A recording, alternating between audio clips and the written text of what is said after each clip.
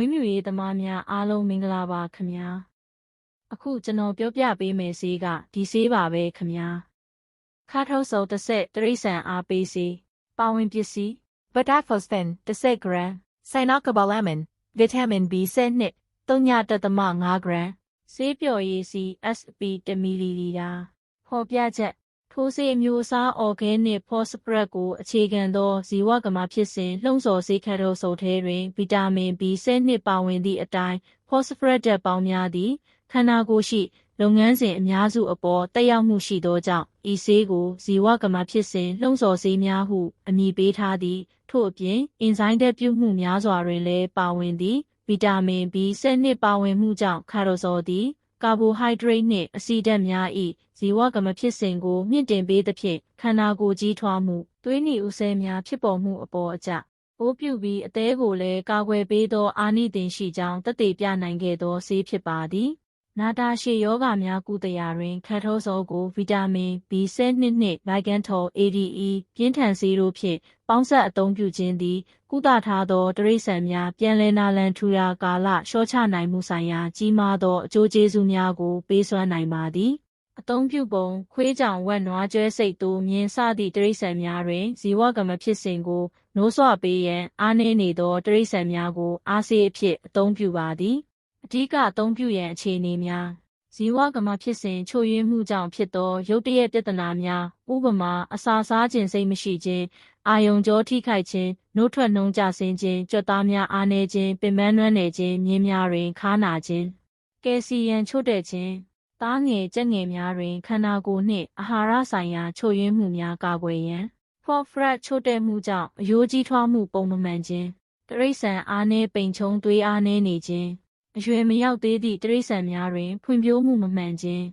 အာဟာရမလုံလောက်မှုကြောင့်ဖြစ်သောပြဿနာများပိုးဝင်ခြင်းကြောင့်ဖြစ်သောသွေးအားနည်းခြင်းကိုယ်ခံအားကိုမြင့်တင်ပေးပြီးကိုယ်ခန္ဓာအားကောင်းအောင်ထိန်းသိမ်းပေးသည်အသုံးပြုပုံဆေးထိုးပုံစံကြက်သားအတွင်းသွေးကြောအတွင်းသို့မဟုတ်အရေပြားအောက်မှဆေးထိုးနိုင်သည်ဆေးကုံတတ္တိများဇီဝကမ္မဖြစ်စဉ်ကိုလှုံ့ဆော်ပေးပြီးခန္ဓာကိုယ်အတွင်းစွမ်းရည်နှင့်ဇီဝဖြစ်ပျက်မှုကိုမြင့်တင်ပေးသည်ဗီတာမင် B12 သွေးနီဥဆဲများဖွံ့ဖြိုးရန်အထောက်အကူပြုကာသွေးအားနည်းယောဂါကိုကုသရာတွင်အကျိုးပြုပါသည်သတိပြုရန်သတ်မှတ်ထိုးရမည့်ပမာဏအရေးပေါ်ဖော့စဖရက်နီးခြင်းဗီတာမင် B12 နည်းခြင်းဇယားအတိုင်းထိုးပါ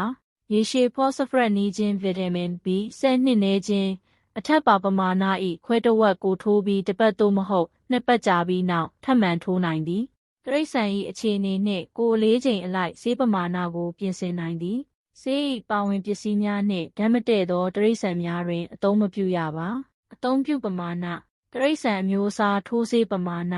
နွားမြင်းတစ်ကောင်လျင်ဆေး5 မီလီလီတာမှ25 မီလီလီတာအထိနွားကလေးမြင်းကလေးတစ်ကောင်လျင်5 မီလီလီတာမှ12 မီလီလီတာအထိသိုးစိတ်တစ်ကောင်လျင် 2.5 မီလီလီတာမှ5 မီလီလီတာအထိသိုးကလေးတစ်ကောင်လျင် 1.5 မီလီလီတာမှ 2.5 မီလီလီတာအထိဝက်တစ်ကောင်လျင်ကိုယ်လေးချိန်အလိုက် 2.5 မီလီလီတာမှ10 မီလီလီတာအထိနိုးဆုပ်ဝက်ကလေးတစ်ကောင်လျင်1 မီလီလီတာမှ 2.5 မီလီလီတာအထိခွေးတစ်ကောင်လျင်ကိုယ်လေးချိန်အလိုက်ဆေး3.5 မီလီလီတာမှ5 မီလီလီတာအထိကြောင်တစ်ကောင်လျင်ဆေး3.5 မီလီလီတာမှ 2.5 မီလီလီတာအထိအသုံးပြုနိုင်ပါသည်မြင်းများအတွက်အသုံးပြုရန်ပမာဏကျန်းမာသောတရိษံများအတွက်အထက်ဖော်ပြပါပမာဏထက်တစ်ဝက်ကိုအသုံးပြုပါလိုအပ်ပါကတရိษံဆေးကုဆရာဝန်၏ညွှန်ကြားချက်အရတစ်ပတ်မှနှစ်ပတ်ခြား၍ပြန်လည်အသုံးပြုနိုင်သည်သိမ်းစင်းနှင့်6တွေ့အေးမြသောနေရာတွင်သိမ်းစည်းပါနေရောင်တိုက်ရိုက်မထိပါစေနှင့်မွေးမြူရေးသမားများအားလုံးအဆင်ပြေကြပါစေဗျာတနိုင်တစ်ပိုင်ဝက်မွေးမြူရေး